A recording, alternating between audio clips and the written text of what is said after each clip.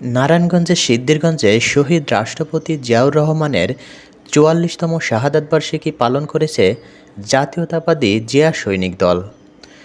শুক্রবার দুপুরে সিদ্ধিরগঞ্জের পায়নাদি নতুন মহল্লা এলাকায় এই কর্মসূচি অনুষ্ঠিত হয়।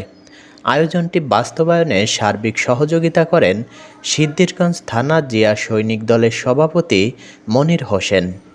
অনুষ্ঠানে সভাপতিত্ব করেন নারায়ণগঞ্জ জেলা জিয়া সৈনিক দলের যুগ্ম সম্পাদক আসাদুজ্জামান মিন্টু প্রধান। প্রধান অতিথি হিসেবে উপস্থিত ছিলেন নারায়ণগঞ্জ জেলা জিয়া সৈনিক দলের সভাপতি জিএম সুমন মুন্সি।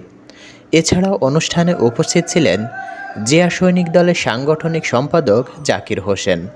অনুষ্ঠানে বিএনপি এবং এর অঙ্গ সহযোগী সংগঠনের নেতাকর্মী সহ স্থানীয় গণ্যমান্য ব্যক্তিবর্গ উপস্থিত ছিলেন।